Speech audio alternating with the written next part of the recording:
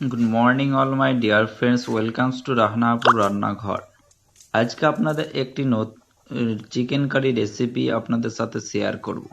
এখন আমরা সরিষার তেল নিয়ে নিয়েছি পেঁয়াজটা ভাজার জন্য।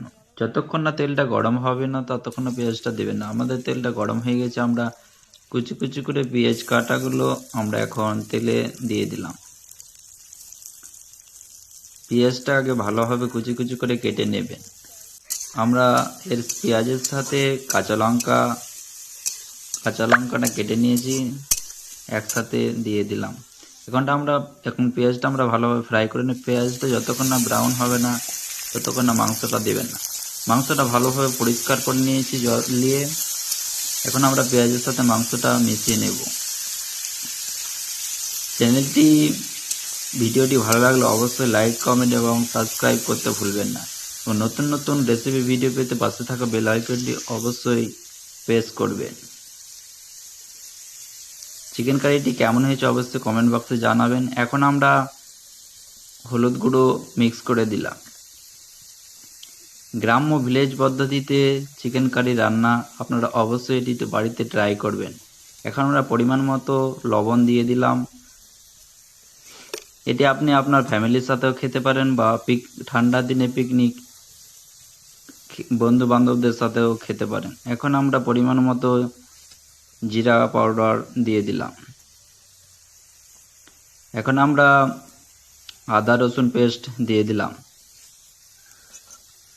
এখন আমরা সবগুলো মশলা মিক্স করে দেব, যাতে প্রত্যেকটা মাংসে গায়ে গায়ে লেগে যায়।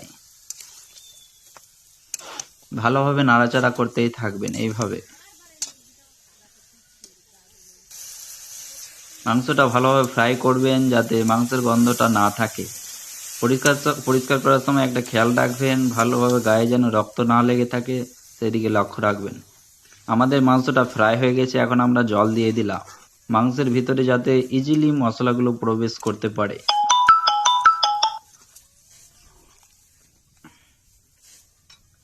দেখুন বন্ধুরা, কি সুন্দরভাবে আমাদের রান্না তৈরি হয়ে গেছে।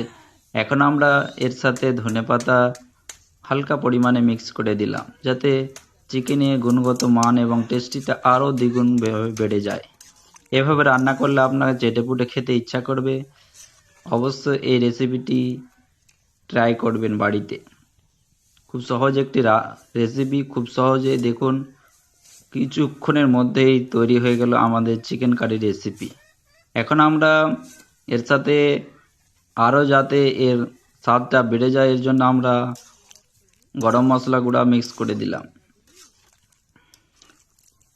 দেখুন বন্ধুরা, আমাদের রান্না অলমোস্ট কমপ্লিট হতে চলেছে। ভিডিওটি কেমন লাগলো অবশ্যই কমেন্ট বক্সে জানাবেন এবং ভালো লাগলে লাইক, কমেন্ট, শেয়ার করতে ভুলবেন না।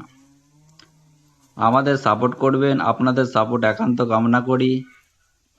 আপনাদের সাপোর্ট আমাদের আরও ইন্সপায়ার করবে আমাদের নতুন নতুন রেসিপি ভিডিও করতে। Thank you so much. দেখা হবে আবার নতুন রেসিপি ভিডিওতে।